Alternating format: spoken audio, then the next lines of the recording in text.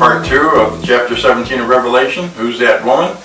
We were left off as we begin to go into the section of the victory of the Lamb, beginning in verse 14. And we talked about the 10 horns back in 12. The 10 horns which you saw, the 10 kings, who have not yet received a kingdom, but they received authority as kings with the beast for 1 hour.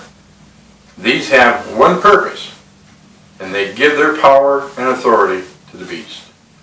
And so we see that this confederacy here is uniting in the end time for their own ends, for their own goals. And in verses 14 to 18, we see that the Lamb has victory over the system. The system collapses. And this, of course, is echoed in the second message of the second angel, of the 3 angels' messages there in Revelation 14. Now, Babylon has fallen. That's in verse 8. And the idea here is not just that Babylon has fallen, but that God's kingdom is triumphant. And that's the picture we see here. God's kingdom is triumphing. He's drying up the Euphrates. Remember, the Euphrates was the symbol here for the enemy of God's people. And not just waters representing people, but these are the enemies of God's people. And God is drying them up, means He's defeating them. And He's preparing for your release from the end-time captivity of Babylon, where when Jesus comes, you have full deliverance because He's taken back the kingdom. And that's what we see happening in chapter 17, and we're going to continue that now in part 2. This is where we get to 6 into verse 14. It says they will these will wage war against the Lamb. And the Lamb will overcome them, because He is Lord, He is Jehovah, He is Yahweh. He is the Lord of lords, King of kings. And those who are with Him are the called and the chosen and faithful. Now, these are the saints who are being persecuted. Those who are with Him are the chosen. And He said to me, the waters that you saw where the harlot sits are peoples and multitudes and nations and tongues. This is another time, but one of the 6 times we have this idea of every nation, kindred, tongue, and people being used. But it's here and it's never used the same each time. Here it says peoples, multitudes, nations, and tongues. And so the harlot is sitting on many waters, and the waters are peoples, many nations, peoples, and tongues. And the idea is that it's not just people in general. What I want us to get here is we know that this water that she sits on, these people are united with her cause, whether they purposely want to follow her or they're just trying to get along. Remember the seal, the mark of the beast, the right hand or the forehead. But the idea here is that this is the false system. And we correlated this with the image of the Euphrates River back in Isaiah chapter 8, where it was described as a symbol for Assyria, who came down into Judah and surrounded the city. Remember, the Judeans were up to their necks in Assyrians, but then after a day they left, and Judah had peace for about 100 years. The river is a symbol of God's enemy, so it's not just water in general, it's the river Euphrates. And the river Euphrates represents peoples, specifically the enemy of God's people. That's the river that dries up. That's what God dries up, is his enemies, and you're my enemies. So yours and mine are dried up in order for God to prepare for our delivery, our deliverance, I should say. So, verse 16, and the 10 horns which you saw, and the beast, these will hate the harlot, and will make her desolate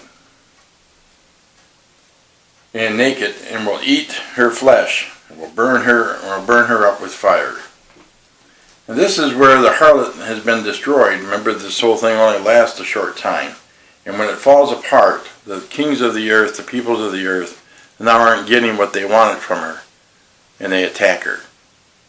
And of course, we see in the Old Testament, the harlots sometimes are not just stoned to death, but sometimes they're burned. And so we see it's the same kind of description here. Will burn her with fire. For God has put it in their hearts, he says, to execute his purpose by having a common purpose and by giving their kingdom to the beast until the words of God should be fulfilled. And the woman whom you saw is the great city, which reigns over the kings of the earth. Now, it's not just a city as in a location. Is it Moscow, is it Washington, D.C., or some other sort of thing? The city is representative of the controlling power. That's what it is. It's just a picture of the controlling power. And it's called the city. And it's using the language of the past, Babylon, who had control over God's people. Remember, it wasn't just Babylon the city they had control, but it was Babylon the empire. The whole empire had control over God's people. And so here we see it again in this end time symbol with the end time Babylon, who has control over God's people.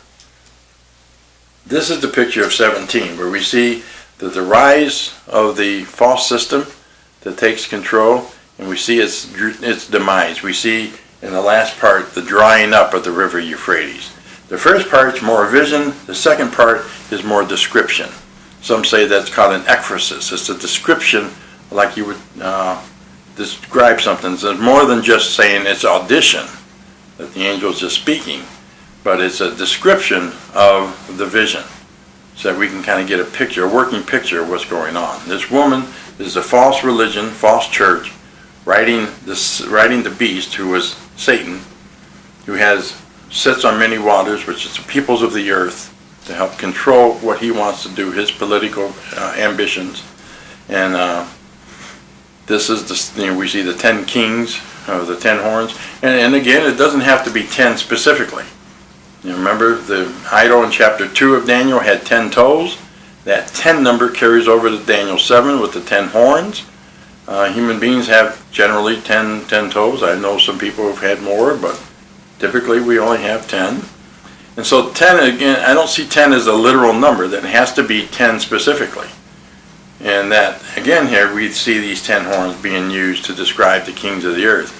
And it's not just 10 kings.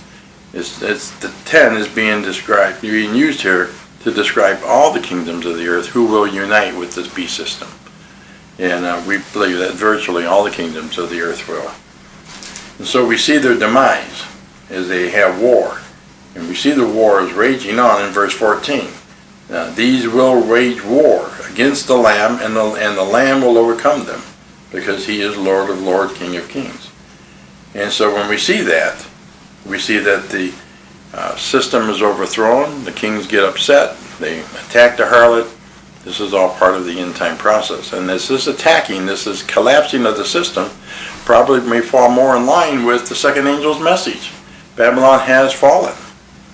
God's kingdom now has triumphed. Now this is what I find interesting, is because if this is so, we're deep into the 6th plague. And we're given a message in chapter 14, in the last day message, Babylon has fallen, for God's people to come out and be separate. It seems to me this may not be the entire end of probation.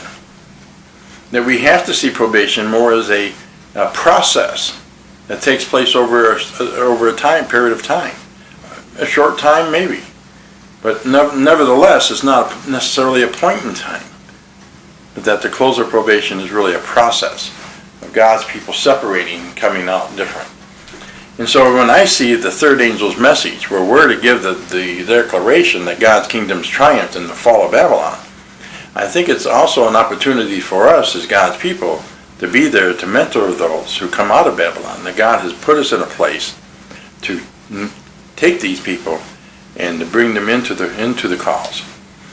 And so this is what we'll enlarge upon a little more when we get into chapter 18 and talk about Babylon itself there. So with that in mind, we see this picture of this woman, and we see the picture of the end time system who's taking the world by storm. And in chapter 18, we're going to see its total demise. So with that in mind, I think I covered enough of chapter 17 to give you kind of an idea of its outline. I do have a regular outline of it. If you're interested, you can email me on that. And of course, you can email me with the chiasm and with the outline of the book of Revelation. Happy to share that with you. And with that, I think I'll leave you there with that. Let's have prayer and let you get to a little deeper study of it. All right, Ella, calm down. thank you, Father, that we can have opportunity to go through this. Bless us as we study, that we can go forth with the message and bless others as we prepare